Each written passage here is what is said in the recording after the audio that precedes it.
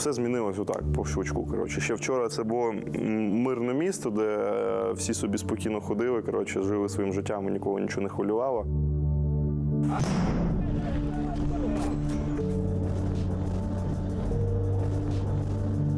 Більшість з них загинула, хто не загинув, попали в полон і пройшли через всі коло пекла там.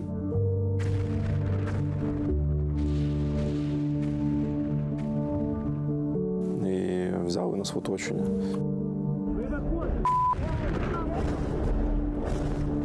Микола Кущ з позивним «Фрост», боєць полку «Азов». Він захищав Маріуполь, боронив Азовсталь та фільмував важкі бої та будні полку. У полоні в Оленівці Фрост пробув 4 місяці, пережив страшний теракт та повернувся додому.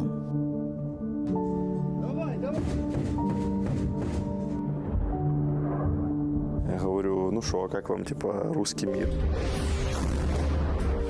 Спочатку, як тільки почалось, я, чесно, я взагалі нікому не довіряв, я постійно ходив, обертався, коротше, я цивільним не довіряв. Ніяких бомбарів, яких називають на Азовсталі, не було.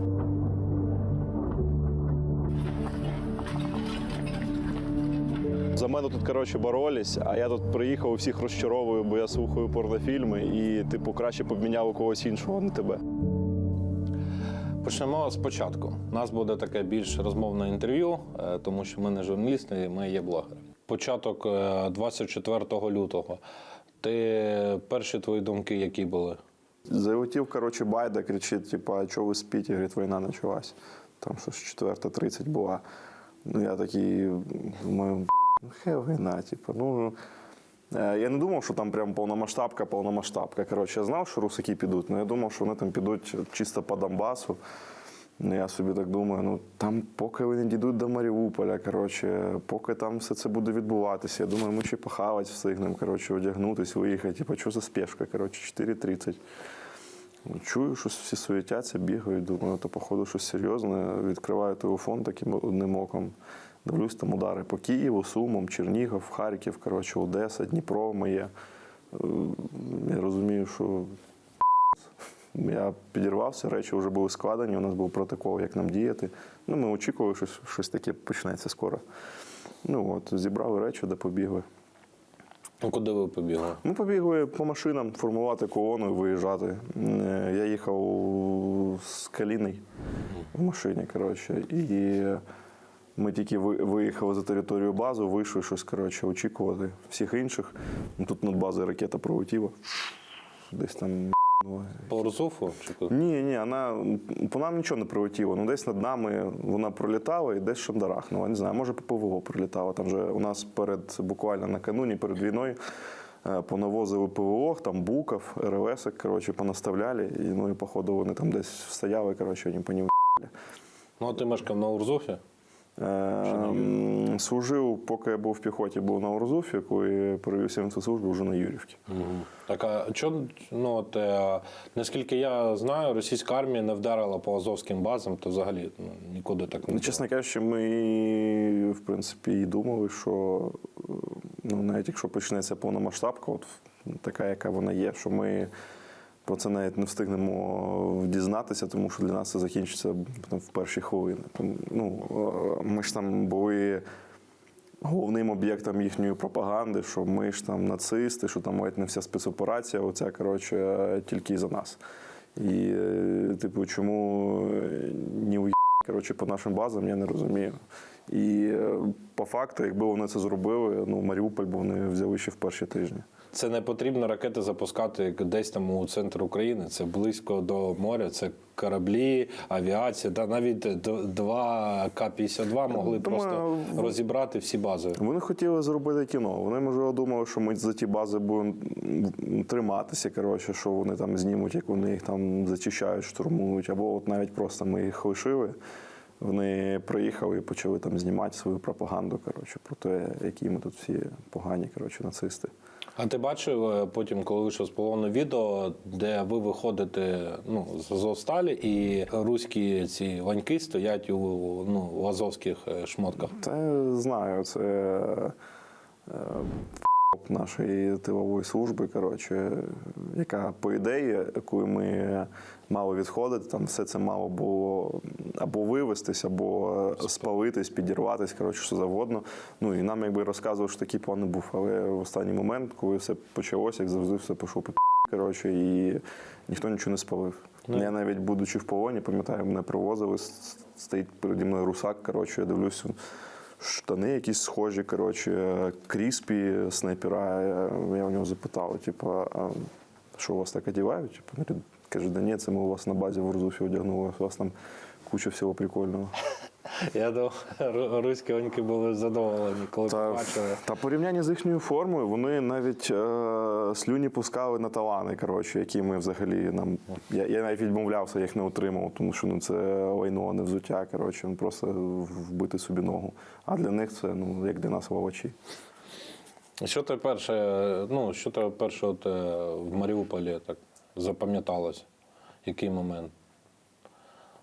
Перший в Маріуполі. Та нічого, ми приїхали, там був повний хаос. Ну як повний хаос? В тому плані, що все змінилось отак, по щучку. Коротше. Ще вчора це було мирне місто, де всі собі спокійно ходили, коротше, жили своїм життям і нікого нічого не хвилювало. А сьогодні, коротше, ти приїжджаєш у кожні пару хвилин чутно прильоти градів, коротше, по лівому берегу. Чутно постійно, як літак над нами там десь літає. Він уже з перших днів себе спокійно відчуває. Вони одразу подавили все ПВО практично і, в принципі, спокійно собі ганяли, коротше, над нами і майже нічого їм неможливо було зробити.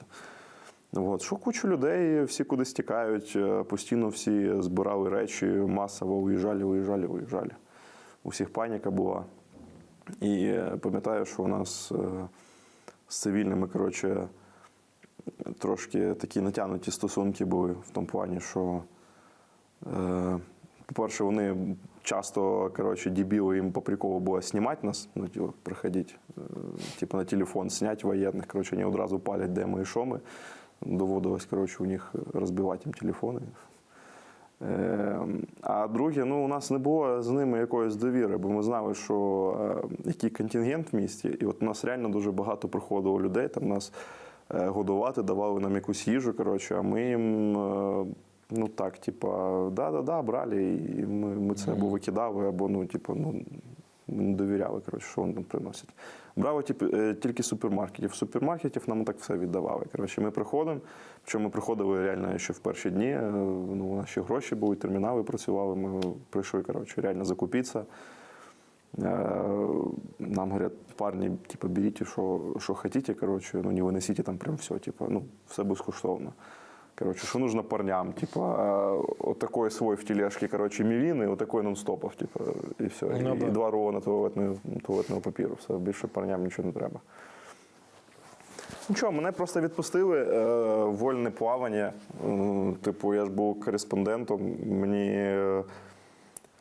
мені не ставили якихось чітких задач, що там їдь от туди, коротше, і знімай там от то-то, то-то. Мені сказали, коротше, шукай собі сам транспорт, їдь куди хочеш, шукай сюжети, щось знімай, коротше. Ну, я такий, ну окей. Щось з'їздив на лівий берег, побув 2 дні там. Там наша арта, коротше, активно працювала в сторону Широкіна. Там уже з перших днів вже спалені машини стояли, спалені магазини, будівлі вже підбиті. Коротше, це перший день війни. Вже прильоти, коротше, по лівому берегу. Ну, я там щось поїздив, познімав, потім дізнався, що вже підходять з Криму, вже взяли Бердянськ і вже йдуть на нас. Тобто ми вже в Кільці. І якраз з тої частини, зі сторони Мілєкіна, стоїть моя рота, в якій я раніше був. Я приїхав спочатку на штаб 2-го батальйону, щоб дізнатися, де конкретно він стоїть. На штабі, коротше, аджав у нацгвардійця кулемет. Ну, типу, він там щось з пекою бігав. Я говорю, ти її користуватись вмієш? Ну, такое. Я говорю, ну, що, він свою табельну зброю просто... Ну, він такий, блін, ну я не знаю. Ну, коротше, він перепуганий ходив. Я говорю, ну, зато я знаю, типу, мені нужніше. Коротше, я у нього просто забрав кулемет, забрав у нього, коротше, короба, сів в машину і поїхав до своїх. Все, приєднався до своїх і от уже до середини березня зі своєю ротою двіжував. А що ти, як ти гадаєш, ми дізнаємося відповідь за Крим, Херсон, Мелітополь? Я думаю, що рано чи пізно хтось за це має відповісти. І, можливо, дійсно зараз, я, чесно, я зі сторони солдата, мені важко відповісти на це питання. Не впевнений, чи на часі зараз про таке питати, враховуючи ситуацію, але згодом за це хтось відповість. Тобто я, наприклад, знаю, що 36-та бригада проходила злагодження по відбиттю наступу через цей перешийок, через який вони пройшли. І вони мали якраз заступати, це їх зона відповідальності мала бути, вони мали туди заступати і там тримати оборону. І вони проходили спеціальні навчання, вони ділились, на один батальйон атакуючий, інший обороняючийся, і відпрацьовували навчання. І вони мали заступати на той пост. І їх в самий останній момент зняли, і відправили на передок, в сектор М. Це, там Широкіно, Павло, Польводіне, це все. Туди, хоча взагалі не їхня черга, вони тільки недавно з ротації повернулися, не мали вони туди їхати, а їх відправили туди. Перешийок розмінували, толком там ніяких сил на півдні не було. І ж, по суті, от все, що вони зараз взяли, будемо відверті, це ж не якісь їхні військові досягнення, там боїв ніяких не було. Там вони по факту, там не було якихось великих сил, все було зосереджено на півночі і на сході. І вони там на тупому просто зайшли, взяли Херсон, всю Херсонську область, Запоріжжя, Бердянськ, наприклад, теж без бою здали. І взяли нас в оточення. Мені була цікава думка місцевих, там ТРОшників, військових. Я казав, якщо б вони не пішли до Маріуполя, так, я говорю, що би було з Запоріжжям? І всі мені сказали одне й те саме, що Запоріжжя не було готово взагалі. І я спілкувався з іншими людьми, військовими, цивільними, і така ж сама ситуація була по іншим містам. Тобто Харків при його 20 мільярдах бюджету ноль було фортифікаційних споруд. У Маріуполі ж вони ж були? В Маріуполі було дуже цікаво. Навіть ті фортифікації, які були, їх вже на протязі декількох років закапували, і розбирали. Там, де 13-14 блокпост було? Да, в тому, вони розбирали все, що поряд з Маріком, там вплоть до того, що ми тут розбираємо, бункер, тому що нам тут треба Маріуполь-фест провести, що у вас тут війна, то давайте, воєнні там потім повоюють. Нам треба Маріуполь-фест провести. Плюс Маріуполь, коли почалась війна, в Києві, наскільки я знаю, вже в перші дні стояли блокпости в кожній дупі, де треба і не треба. Все було загороджено, вже вистроєна якась оборона. В Маріуполі такого не було. В Маріуполі щось там вяленьке, будували там ті загородження впродовж пари тижнів. Пари тижнів? Да. Перекривали дороги. У нас, наприклад, дороги, які вели з аеропорта, почали перекривати тільки нормально вже в березні місяці. І то перекривали так собі, і навіть те, що вони перекривали, знаєте, як це виглядало. Ми тут понаставляли бетонних блоків, поставили там машину, як барикаду якусь. Приїжджають цивільні такі, а що це за а нам треба проїхати. Вони беруть це все, розбирають просто і приїжджають собі. І, тобто, ти такий думаєш, що у тебе там загороджена дорога, і там ніхто не проїде, у випадку чого, а потім ти такий проходиш, а там уже все розібрали, і там спокійно собі машини катаються. І така фігня постійно була. Я можу сказати, по Києву та в Західній Україні ми з братом за перші 2 дні проїхали дуже багато кілометрів, коли евакуювали маму.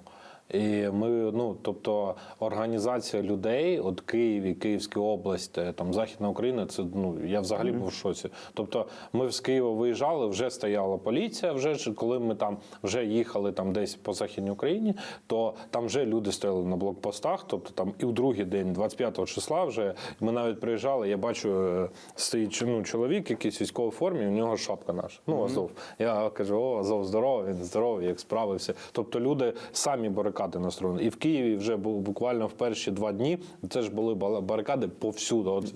У нас люди з тим не допомагали. Не знаю, може десь там і допомагали, але все, що я бачив, вони тільки постійно заважали. І взагалі таке враження було, як наче люди оборонятись не хочуть. От в приватний сектор мені дуже сподобалось, як люди просто на ходу перевзуваються. Тобто вони ще вчора у нас кричать нам, коротше, в спину, що ідіть в поле воюйте, а чого ви тут прийшли, коротше, а чого ви тут воюєте, типу, ви там що за нами прячетесь, хоча ми взагалі фіг знає, де від них, коротше, на тій частині, де їх немає. Потім що? Потім починається перший артобстріл, коли просто зноситься практично весь приватний сектор, причому чомусь зноситься та частина, в якій нас немає. Зносяться повністю всі цивільні будинки, коротше, всюди прильоти, але чомусь жодного прильоту по нашим позиціям. Я не знаю, чому вони так зробили. Ти вже другий. Я записував інтерв'ю з Річом, ну, Азов, теж, і він теж саме казав. Так ось, я пам'ятаю, що ми потім, коли робили проходи між дворами, ну, типу, ти через всі двори, через всі паркани робиш якісь дирки, щоб через двори уходити. І ми заходимо в якийсь черговий двір, і там во дворі 2 прильоти від 152-х, там поруч чуть собаку, коротше, поряд з будкою прилетіла, 152-га чуть собаку не розірвала, тобто у них така дирень прямо на вході. І це ті, які нам кричали, що типу, чого ви за нами прячетесь, а вони взагалі фіг знає, де за нами. Коротше. Я говорю, ну що, як вам, типу, русский мир? Говорить, а ми ще проходили. Говорить, ребята, ви тут нічого ставити ж не будете? Я говорю, типу, щоб нам нічого не прилетіло. Говорю, а до цього у вас багато чого стояло? Типу, а у них вже 3 воронки здорових. Говорит, вот, вы же нам говорили 8 лет, а мы вас не слушали, короче, вот надо было вас слушать. Говорит, я комсомолка, типу, я никогда в жизни больше 9 мая не буду праздновать. Ну, типу, там люди одразу, у них мізки ставали куди треба. Це не тільки в них. Зараз дивися, Добкін, військовослужбовець, Валерія Мураєва, колишня дружина Євгенія, отримує нагороду від військових. Терехов, сепаратист, отримує нагороду від військових. Дуже далі Вілкул вже любить Україну. Терехов, Труханов теж любив. І Ніна Соколова вже не хочуть розформування Азова. Ну, а важко було взагалі розуміти, що вокруг тебе не союзники, а вороги? Я б не сказав, що прям вороги, тому що коли, спочатку, да. Спочатку, як тільки почалось, я, чесно, я взагалі нікому не довіряв, я постійно ходив, обертався, коротше, я цивільним не довіряв. Мені чомусь здавало, що от зараз, коли почалось, там я ледь не нажав в спину, очікував. А коли перші прильоти, коли в будинки поприлітали перші снаряди, коротше, багато хто одразу отямився і вже інше до нас відношення, бо вони навколо нас бігали, типу, от наші захисники, будь ласка, допоможіть нам, коротше. Все одно знаходились якісь мразі, коротше, але загалом відношення до нас помінялося. Це ж дуже багато до сих пір вважали, що Маріуполь обстріляли Азов, ЗСУ у 15-му році, січень місяць. Оце це було. Ось. А потім що ти, на Азовсталі? Як ви почали відтягуватися? Ми ще тримались в місті дуже тривалий час. Я там десь місяць ще провоював там.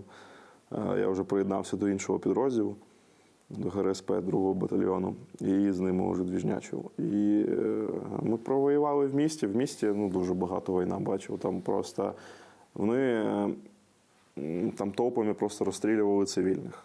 В приватному секторі, до речі, теж така фігня була. В приватному секторі у нас був момент, коли пішли на зачистки будівель, вони там якийсь район зайняли, потім ми пішли його зачищати. І вони вже відійшли на той момент, і ми зайшли в якийсь черговий будинок, заходимо з парнями такі і чуємо, що якийсь звук в підвалі. Ми починаємо питати, хто там є, мовчать. Ну, ми починаємо, ще з гранату, типу, кинем. Там сразу там жіночі крики, коротше, ні, не треба. Ми питаємо, чи є чоловіки, говорять, да, є, коротше, виходьте. Типу, там виходять, це взагалі, коротше, мешканці цього будинку. Вони побачили, що у нас сині пов'язки, вони, коротше, розридались, побігли на собі мать, коротше, що, Боже, слава Богу, ви прийшли, бо до того приїхали русаки, розстріляли, коротше, всі їхні вікна. Просто так вірвались в будинок, їх всіх, коротше, запхали в підвал, заборонили звідти виходити, коротше, їли, жили у них там, ну, коротше, чисто користувалися їхнім будинком, як хотіли. У дворі поставили міномет, весь газон, у них такий двір красивий був, коротше,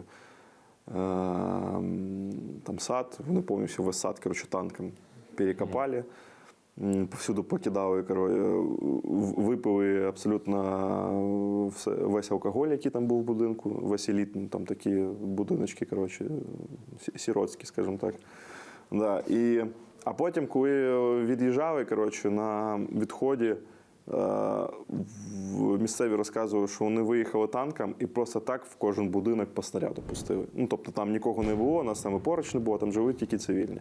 Вони просто так, от, чисто із, не знаю, якоїсь злоби, коротше, в кожен будинок пустили по снаряду і тоді вже виїхали. До речі, до цієї теми я спілкувався з Річом, хочу в тебе запитати, і за драмтеатр та пологовий будинок. Ви десь там поруч були? Ну, типу...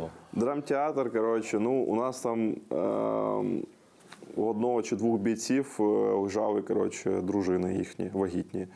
Ну, от максимум, що вони могли до них приїжджати, забирати їх. Це от максимум. Ну, позиції де найближче? Там і поруч позиції не було. Це всередині міста, а позиції всі були на околицях. Драмтеатр, ну це взагалі смішно. Вони в полоні мені розказували, що це ви його станк, говорить. Станка. Ну да, станка. Снаряд, який...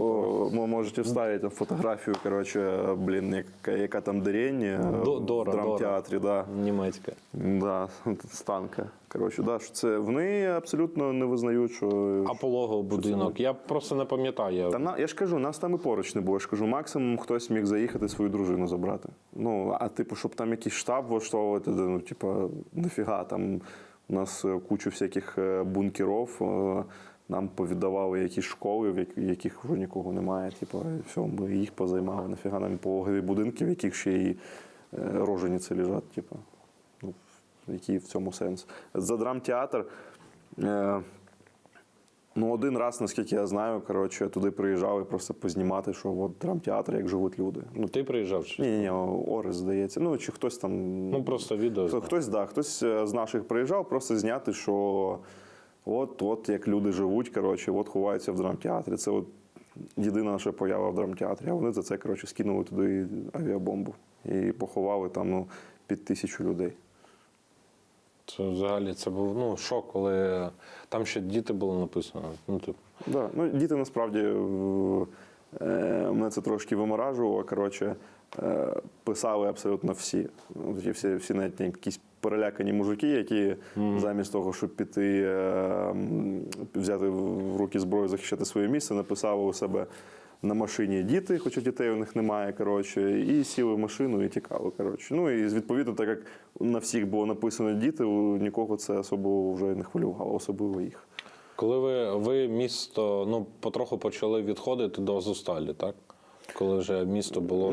Не то, що потроху. Ну, у нас, спочатку, да, ізначально був такий план, що у нас є оборона, і ми потроху стягуємося, і останній рубіж оборони Азовсталь. Ми, в принципі, плюс-мінус нормально тримались, деякі фланги у нас провалювались, особисто мій підрозділ, де я був, ми нормально, ми прям таким кліном, коротше, у противника стояли, і, в принципі, за своєю задачею справлялись добре.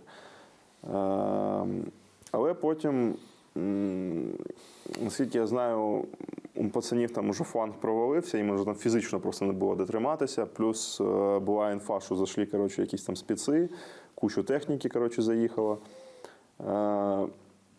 І, наскільки я знаю, Редіс розраховував на 36-ту бригаду, яка мала відтягнутися на Азовсталь і укріпити нас. Але деякі командири їхні чомусь вирішили, що ні, будемо прориватися, коротше, з Маріуполя. Ну, ті, хто нормальні, вони відтягнулися на Азовсталь, а ті, коротше, повели пацанів своїх на убой. Тому що більшість з них загинула, хто не загинув, попали в полон і пройшли через всі коло пекла там. І так як там відтягнулася мала частина бригади, то коротше, це не були не ті сили, на які розраховував Редіс, і він не зміг посилити правий берег нашої позиції. І, відповідно, він прийняв важке рішення, що в терміновому порядку формувати колону, і от це буквально так от вирішилось. Тобто, ну, буквально, я не знаю, там, в 6-7 вечора це вирішили, в 10 мали вже виїжджати.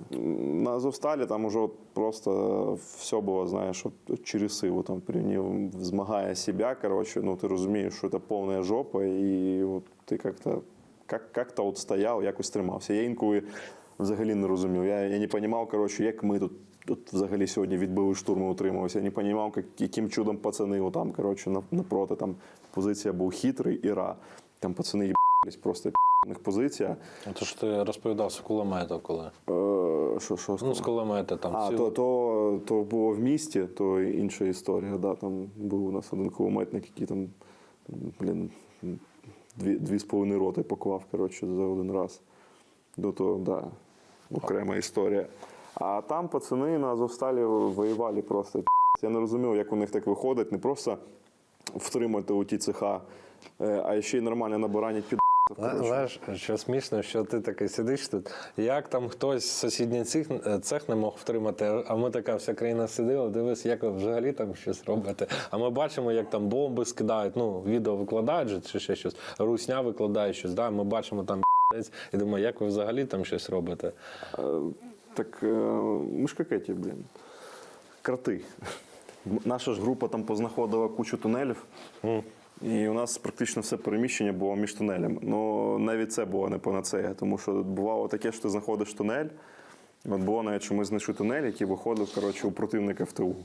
Ну і ми готували, коротше, рейд до них.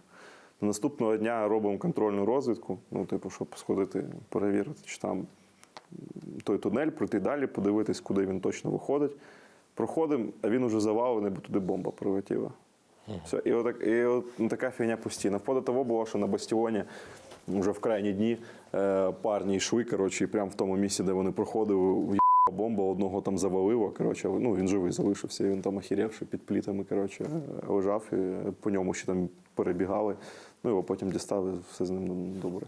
Як ти оцінюєш, ну, взагалі, як ти вважаєш, чому у Редіса був такий авторитет? Є. Ну, коли я служив, він у мене був комбатом, а потім комполкав. Я нічого поганого не можу за нього сказати. Я і так пам'ятаю. А зараз що змінилось? Тому що всі, хто кажуть, що якщо б він сказав, там би ще триматися місяць-два, всі б далі б стояли. Та я, чесно, я б стояв би скільки завгодно, що завгодно, тільки не в полон здаватися. Ну, типа, я, в принципі, розраховував, що ми ще місяць-два будемо воювати. Ну, от я якось себе так налаштовував. А, до речі, були інші командири, хто командував? Чи тільки Редіс приймав рішення? Ну, само собою. Ну, типу, Редіс – це верхушка, це бастіон, це, типа, Ні, я штаб кажу, оборони Маріуполя. За головних, от хто командував взагалі всіма, хто був там? Всіма, хто був там. Ну, на Азовсталі. Ну, ні, по факту всіма командував Редіс. Тобто на ньому все лежало. Ну, там потім в них там є там командир батальйона, коротше, наприклад, другого, першого.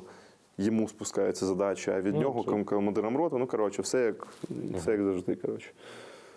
Звичайно, військова. Ну, всі рішення ключові були тільки Звісно, само собою за Редісом. І більше того, ну, от ти питаєш, чому у нього такий авторитет. Я, до речі, не знаю, наскільки ця інформація взагалі відома і чи можна її озвучувати. Ну, Редіс сам їздив в Новоазовськ в супроводі, наскільки я знаю, одного нашого гуровця.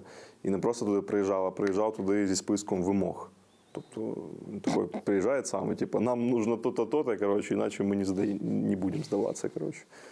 І, ну, блін, як не поважати цю людину, яка йде на такий ризик, і він потім, навіть коли повертався назад, на нього ще й вок скинули, коротше, він ще й поранення отримав. Він вже в кінці перемотаний ходив, я бачив. Редіса зараз бракує. Мені здається. Так, я думаю, ну, з ним би ну, він би зараз тут швидко порядок навів. Ну, його руки дуже не вистачає, без нього якось трошки тяжкувато. За мене тут, коротше, боролись, а я тут приїхав, всіх розчаровую, бо я слухаю порнофільми і, типу, краще б обміняв у когось іншого, а не тебе. Ну, язичники ставали біля правого вікна і там молились, коротше, ми там своїм богам християні ставали біля лівого. До речі, з приводу Бога, це знак. Як завжди всі хуйсосілі, всі не такі, всі погані, і завжди влада нас боялася, завжди ми, коли хотіли, могли вийти і показати свою силу. Ніяких бомбарів, яких називають, на Азовсталі не було. Так, Фрос, ми трохи змінили локацію. Зараз буде такі питання, теж цікаве. Ти віруюча людина чи ні? Так, я віруючий.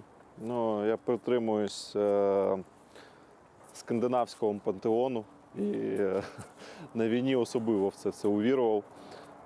Постійно, ну, куди б я не йшов, перед виходом малював собі отут на руці такий захисний став і тільки з ним виходив. Там малюєш, вогнем проводиш. Серйозно. Да, і тільки так виходив. І от навіть пам'ятаю, що ми тримали один будинок, і я прямо в будинку, ну, в 2 квартирах намалював цей став. І на весь під'їзд це єдині 2 квартири, які не згоріли. А з приводу, ну от є теж таке питання більш риторичне. Воїнами народжуються чи стають? Ну, До речі, з приводу Бога, це знак. да. З приводу воїнів, як показала практика, як показав Маріуполь, все ж таки, я думаю, що стають. Тому що в Маріуполі, знаєш, як було дуже багато тих, на кого ти розраховував, ті, в кому ти, здавалось би, ніколи не сумнівався, об'їхались буквально в перші години війни, коли ще навіть жодна куля не просвистіла над головою. А дехто, от, хто тільки вчора прийшов і в кому ти, ну, ніколи цю людину серйозно не сприймав, вже на другий день вже палила танки, стріляла кучу п'ясів і взагалі показувала себе отак, офігенними воїнами, і я багато про кого поміняв свою думку. З приводу, до речі, думки. Зараз дуже так активно тема обговорюється в інтернеті з приводу того, що, ну, хочуть знести всі радянські пам'ятники і все таке інше. І більше дати назви на честь героїв України, як нещодавно дали вулиці в Києві, ну, на честь Азову. А також хочуть більше пам'ятників таких. Як ти відносишся до радянської спадщини? Потрібна вона? Я не розумію. Я б, чесно кажучи, не то, що пам'ятники позносив би, вулиці перейменував би. Я б навіть всякі старі будівлі, хрущовки, оці 9-поверхівки ще в Радянському Союзі, оці мурашники, я б їх нафіг всіх позносив. Тому що, ну, в цьому немає ніякої естетики, в цьому немає нічого красивого. А радянська спадщина, ну, це по суті, по факту, це історія нашої окупації, історія того, як ми знаходились під гнітом іншої держави, і ніякої хорошої позитивної пам'яті тут немає. І чому на честь якихось радянських у нас мають називатися вулиці, і тим більше стояти їм тут пам'ятники, я не розумію. Тому цілком логічно, що у нас проводиться декомунізація, і дуже дивно, що вона проводиться саме зараз, а не провелась колись ще в 90-х. Можливо, якби це зробили тоді, ми б зараз не мали цих всіх проблем. Як Польща. 90-х Як Польща, як Прибалтика, аналогічно. І декомунізацію зробити не тільки на рівні пам'ятників вулиці, а в тому числі і при владі. Треба було декомунізувати всіх, хто знаходився при владі, політиків, комуністів, провести люстрації і почистити владу. У нас, по суті, просто змінились прапори, а по факту то нічого не помінялося. До речі, я згадав яру україномовну патріотку Фаріон, яка була в Компартії. І тут зразу питання з приводу російської мови. Я бачив тобі теж у Інстаграмі дуже питання часто ставлять на рахунок там, а чому хтось спілкується російською мовою, чомусь хтось слухає пісні російською мовою. У мене особисто ні з ким з приводу мови конфліктів не було. Це, я не знаю, у мене, в Інстаграмі якісь дуже дивні мені були до мене претензії, що я там слухаю якісь російські гурти. Але перепрошую. Порнофільми. Порнофільми, наприклад, да. Я Україну почав любити не вчора і не 24 лютого. Я пішов на війну, як тільки мені виповнилось 18 років. Я приймав участь в Революції Гідності. Я на українську мову перейшов ще коли мені було 15 років, і це моє особисте свідоме рішення було. І, зараз, спустя 8 років війни, що якісь люди, які навіть не знаходячись на фронті, ставлять мені претензії, чому я слухаю російські гурти. Та тому що я хочу. Не знаю, вони мені подобаються. Тим більше я слухаю гурти, які, як правило, в принципі, антисистемні і теж не підтримують путінську політику, і більшість з яких вже давним-давно звалили з рашки і, скоріше за все, навіть не платять там ніяких податків. Я підтримую українізацію, я за українські гурти, я за те, щоб люди переходили на українську мову.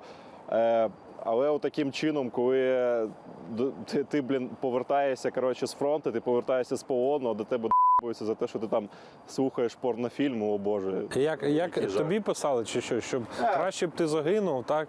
Мені навіть хтось написав, що я тут, що за мене тут, боролись, а я тут приїхав, всіх розчаровую, бо я слухаю порнофільми і, краще б обміняв у когось іншого, а не тебе.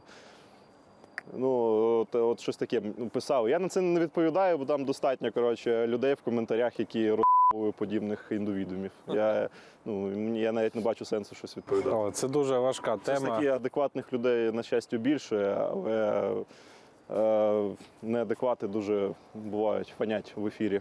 Ти ж розумієш, що це більш політичне питання, ніж національне. Як писали в інтернеті, в окопі мовного питання нема. Так само, як і релігійно. Я вам скажу, що навіть сидячи в полоні, сидячи в одній камері, у нас було розділення. У нас були християни, були язичники. Язичники ставали біля правого вікна і там молились. Ми там своїм богам християні ставали біля лівого і читали Біблію зранку. І у нас ніяких непорозумінь з приводу релігійного питання не було. Я вважаю, це взагалі в сучасному світі це вже недоречно. Кожен вірить, в що він хоче. Якщо це не московський патріархат, це запишіть. А як то відношення до російських та білорусів взагалі? Є в тебе поділ? Росіян? І білорусів.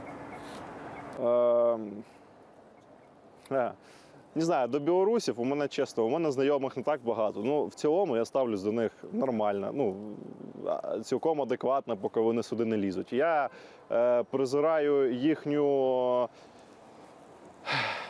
лідера сучасного, цього попаяного диктатора і тих, хто його підтримує. А до звичайних білорусів я відношусь цілком нормально, навіть позитивно.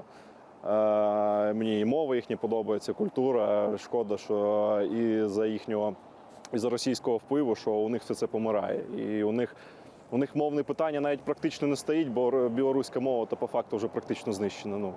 Якщо порівнювати навіть з українською, у нас зараз, можна сказати, культурний ренесанс, а у них навпаки вже про білоруську, мабуть, вже і практично всі забули. До росіян, скажу чесно, у мене навіть є там пару друзів, в основному це якісь жінки, та не в основному, а на 100%, які залишились в Росії. Я не знаю, я ставлю за них нормально, вони нас підтримують, просто вони не можуть нікуди звідти виїхати, бо це взагалі далекосхідні регіони, там Хабаровськ, Алтайський край.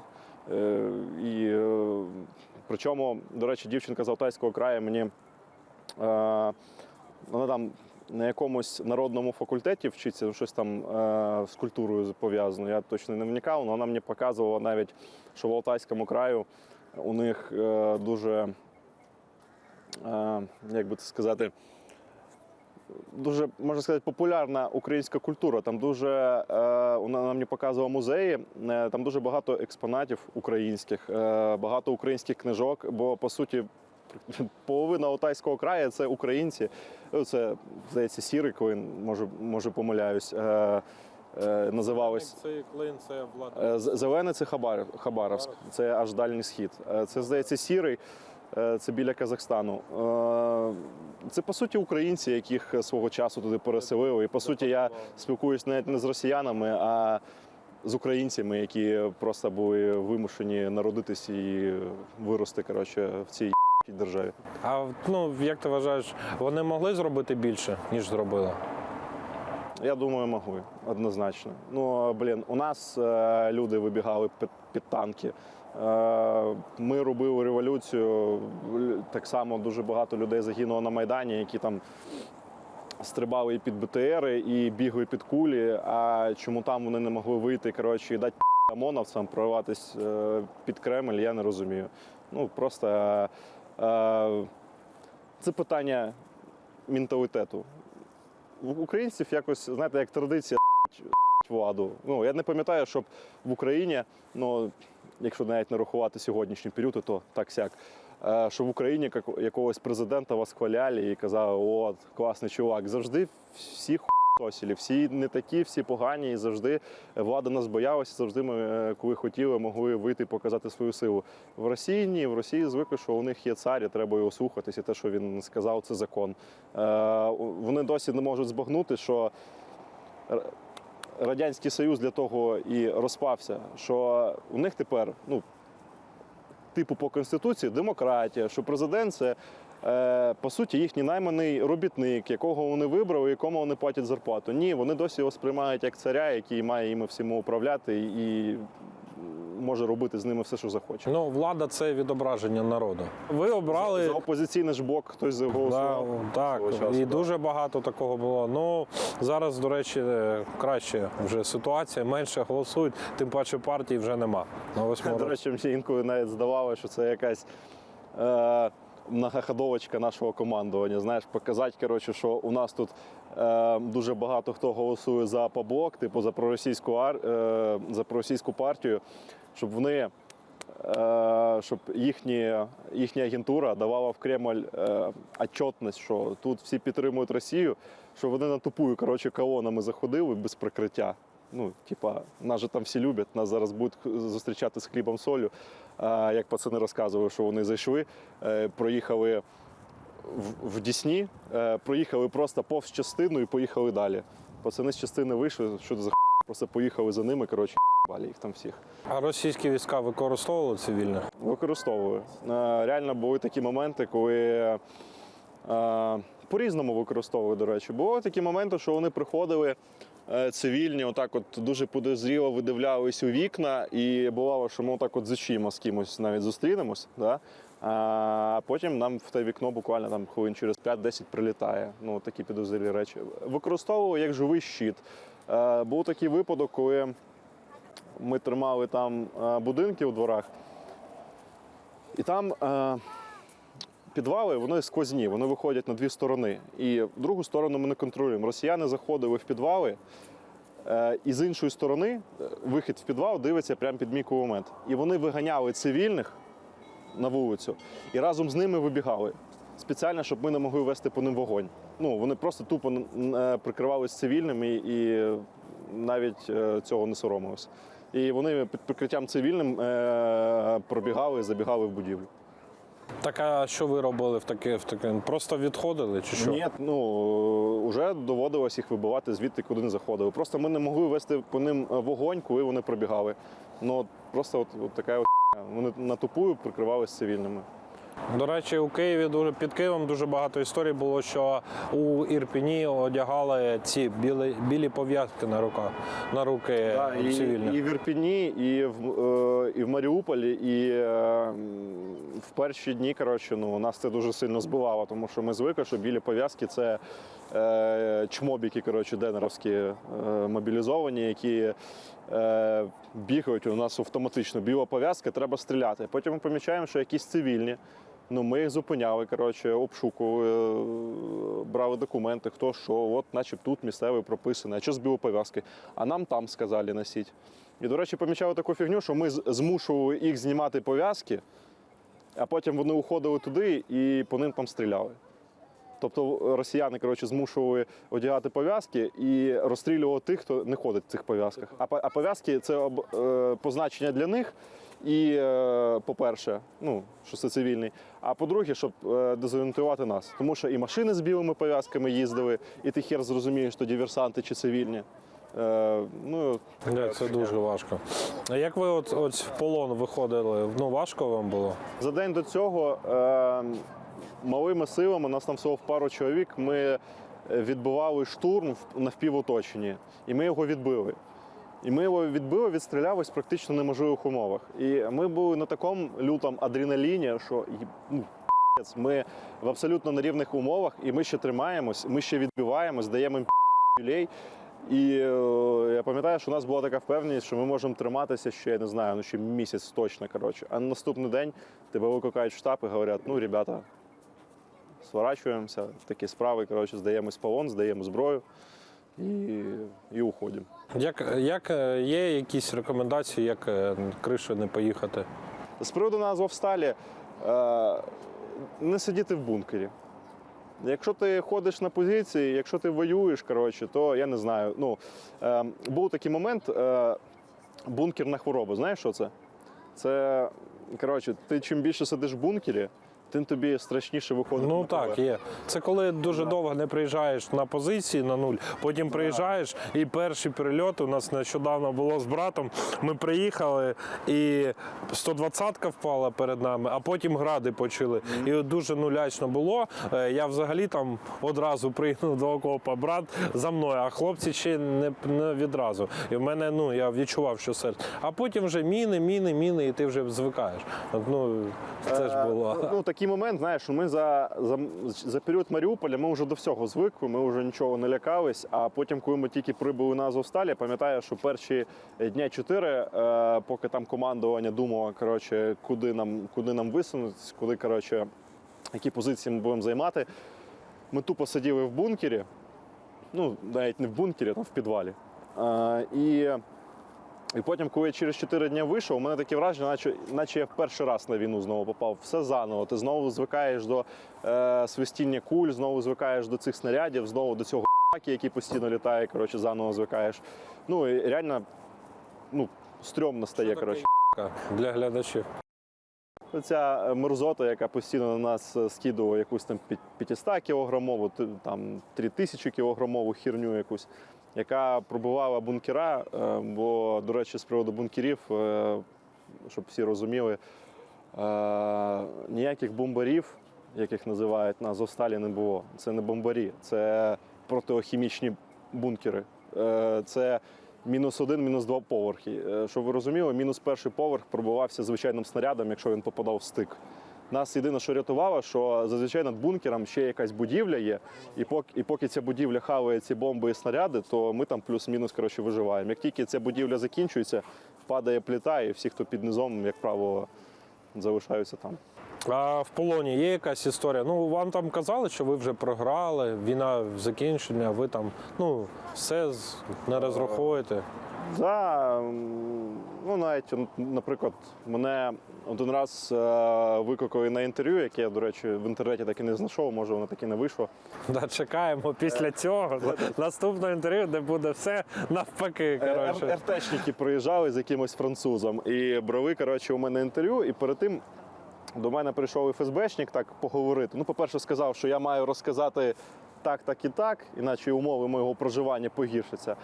А по-друге, просто почав зі мною говорити а-ля, а що ти думаєш, типа, чим этот конфлікт закінчиться? Я кажу, ну, я намагався максимально якось лояльно відповісти, бо ну, там дуже важко така тонка грань. Да. Я говорю, та я взагалі, важко щось сказати, тому що ми ж в інформаційному вакуумі, ми новин ніяких не читаємо, додому не дзвонимо, я не знаю, що відбувається. Він говорить, так давай, говорить, я тебе почитаю. І відкриває мені якісь свої російські пабліки, читають, що у нас там уже 1 мільйон мобілізованих, що у нас там уже втрати за 300 тисяч привалили, коротше, що у нас тут уже поляки воюють замість нас, що 1000 байрактарів збили, 4000 танків, коротше, яких у нас навіть ніколи не було, вже знищили. Що вже там на Одесу, коротше, до речі, вони там вже Одесу брали, коротше, по новинам. Одесу вони беруть, але при тому вони одночасно ще й беруть Миколаїв. Як у них так вийшло, я не знаю, коротше. Харків вони вже практично взяли, там, у них все, говорить, хорошо. Я кажу, да, і що ти по цьому приводу скажеш? Я говорю, а що тут можна взагалі сказати, якщо ваші новини, вибачте, вже можна ділити на 0. Тому що ви тільки за перший тиждень, як війна почалась, ви писали, що ви Маріуполь взяли 3. Там раз Маріуполь брали, 2, 3, потім, коли ми на Азовсталі були, коротше, вони там рази 4 вже взяли ту Азовсталь. Я кажу, як взагалі можна вірити тому, що ви пишете? Говорить, ну окей, говорить, давай відкриємо, коротше, якісь твої новини почитаємо. Говорить, от паблік є, Труха. Я його, чесно кажучи, на той момент ще не знав. Говорить, давай подивимося, що там. Говорю, давайте. Відкриває щось там 2,5 ляма підписників, говорить, от, у вас там всі його читають. І починає, от там Україна що-то, говорить, сказала, що буде воювати до кордонів 91-го року. Я такий, супер. І потім там щось таке, так, що-то бали склад, так, ні, це херня, коротше, какая-то, говорить, так, щось там знищили, столько-то, так, це ні.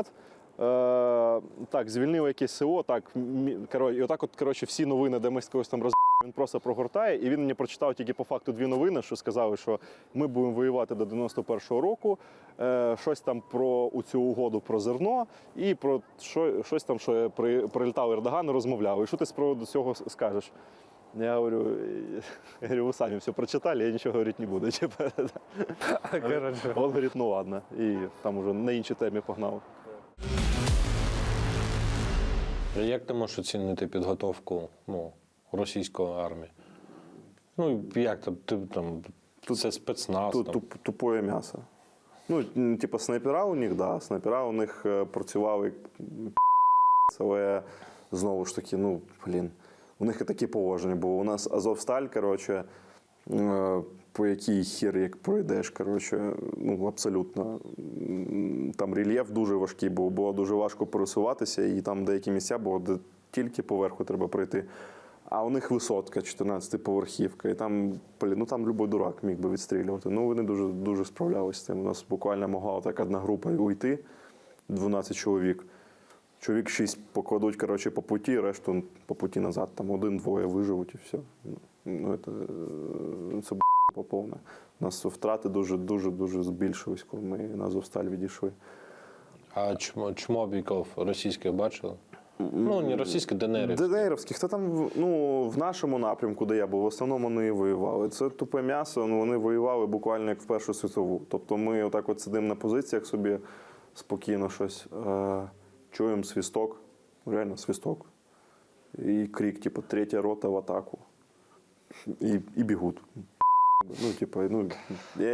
В них отак от заганяли, коротше, просто на тупом в під'їзди займати, коротше, поверхи, там перші, другі вони займали завжди. Ми дізналися, як це відбувається, коли взяли пару полонених. Там, до речі, забавна ситуація була. Наш під'їзд, отут пустий, а отут морпіхи. І оцей пустий посередині, вони на тупом просто забігають, коротше. Ми такі, що серйозно, коротше.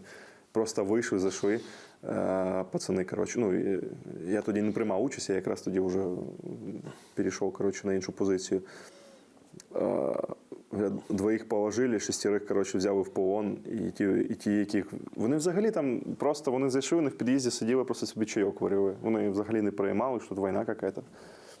На них на тупом взяли в полон, і вони їм розказали, що вони всі відступленці, що вони не хотіли, коротше, йти. І з їхнього взводу вивели 2, розстріляли і от так замотивували йти в бій. Що або ми вас всіх розстріляємо, коротше, або ви побіжите і будете займати той будинок. І, в принципі, я неодноразово від пацанів бачив, що вони спостерігали за гранатряди, які от, типу, бігуть, коротше, ДНРівські мобіки. Ми всіх кладемо, якась решта, коротше, починає убігати назад, і ззаді їх, коротше, розстрілюють русаки, кулеметники, які сидять на тіграх, типу. За ці загранатради це дуже багато повсюду говорили, що з різних... Я спочатку, чесно, я не вірю. Я думав, це чос. Ну, типа, думав, теж там демонізують противника, теж там всьому вірити не можна, а поки сам це не побачив і не почув від людей, які реально це безпосередньо бачили. А останні дні Азовсталі вас продовжували штурмувати? Так, буквально за день до оголошення РПО, тобто 16 числа вже почали виходити в полон, а 15-го ми ще штурм відбивали. Буквально, там. І всі штурми були безуспішні? Частково. Вони ж брали грубою силою, тобто вони просто могли в буквальному сенсі зруйнувати вашу позицію, що її просто вона переставала існувати. Ви там тримали якийсь цех або будинок, вони просто його рівняли землею, коротше, і все, позиції нема. Все, і вони заходять. Або, наприклад, Шлакову гору. Там це теж трошки незрозуміло. Там, по-перше, вони глушили зв'язь завжди. Коли починався штурм, вони глушили зв'язь, у тебе буквально зв'язку не було. От позиція 100 метрів від тебе, ти не можеш її визвати. Коротше, тобі легше просто фізично до них докричатися, ніж вони тебе почують по рації. І зв'язку між собою немає, комунікації немає. Там пацанів зі Шлакової гори, коротше, обходять під забором, а їм неможливо це передати, вони нас не чують. В итоге вони криють всією можливою артою. Там є відео з коптера, коротше, штурм Швачки, коли вони накрили весь цех, по якому ми всі біжали. Просто всім, чим тільки можна, і плюс ще під прикриттям авіації. І вони під такі, тобто вони давлять абсолютно все і потім заходять. А чим ми можемо відповісти? Нас менше, це навіть при тому, що нам треба контратакувати. І у нас, що у нас із озброєння? АГС, СПГ, типу як артилерія, кидати. І танк, у якого навіть не було фугасів, і то він тільки виїхав, одразу схопив ПТУР, пару снарядів, і все, танки розібрали. Останній танк тоді рухнув. І нічого, ти буквально не можеш практично нічого зробити. І то все одно тоді залізли на швачку, з***ли кучу пі***ів, але все одно там щось там пацанам прилетіло, там з'явились перші 300-ті, і всім довелося все одно відступити і здати швачку. А швачка – це ще одна висота, вони зайняли цю висоту і ще більше нас контролювали. А як вони артилерією працювали? Бо ми нещодавно були на одних позиціях, і ми приїхали, і у нас до супротивника було майже 700-800 метрів. Ось ми приїхали, і тіпи почали, русаки почали по нам градом бити. Я спитав хлопців, як вони б'ють градом, коли ось, поруч, а у града ж не сама велика точність пострілу, це не хаймерси. А як вони б'ють, коли ось 800 метрів, це велика вірогідність, що ти зараз своїх там покладеш в спину причому ж.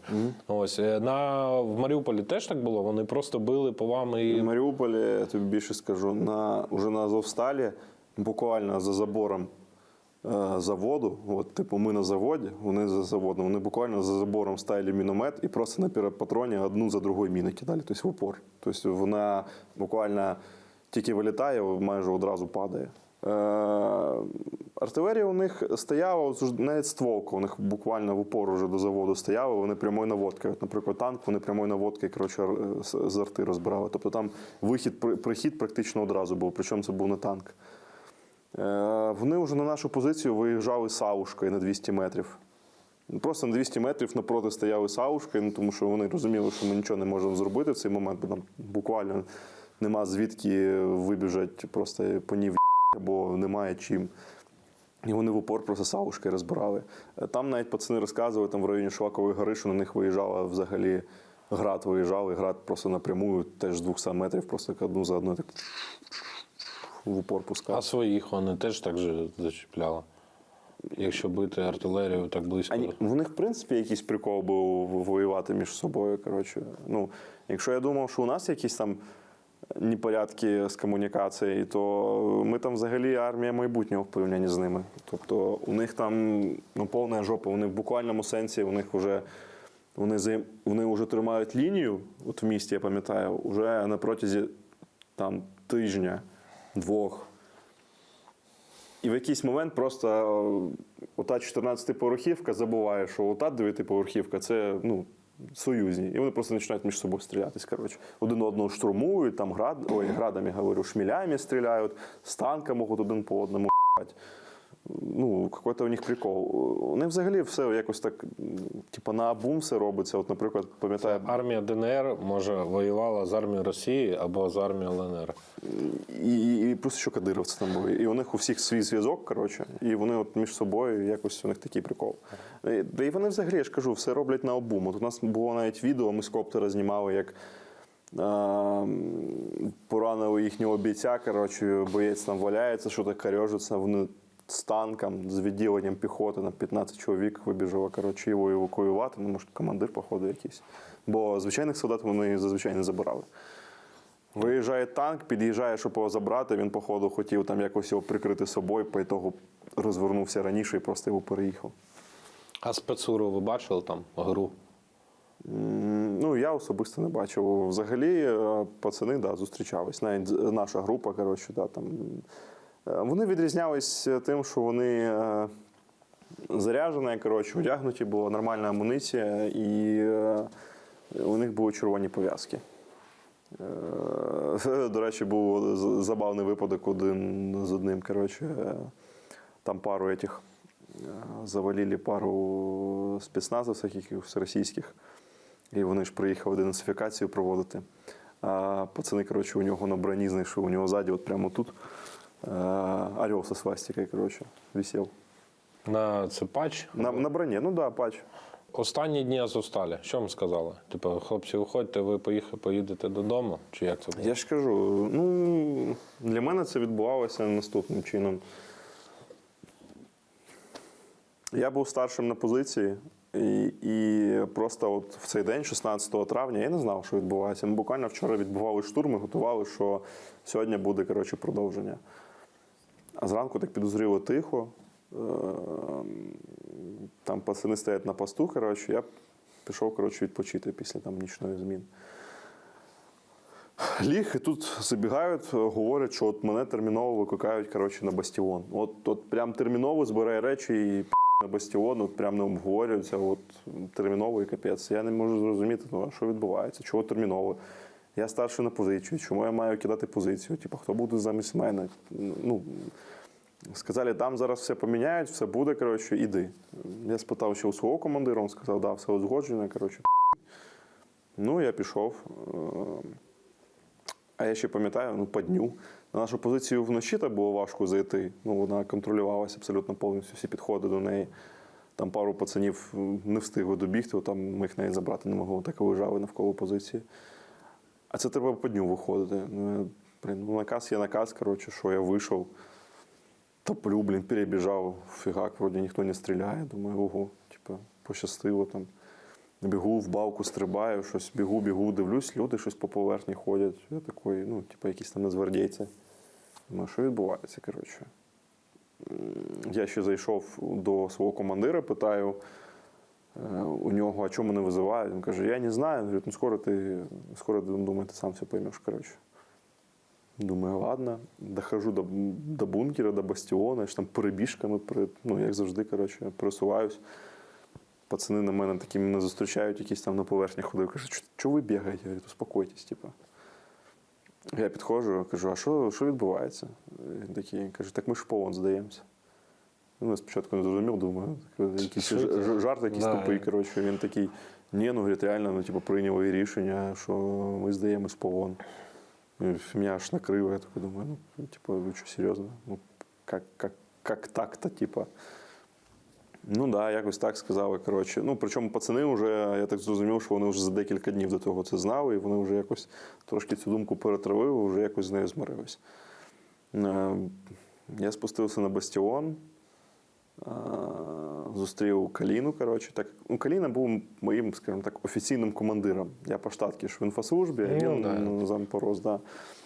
І він мені сказав, коротше, ти ж там відосами всякими прославився.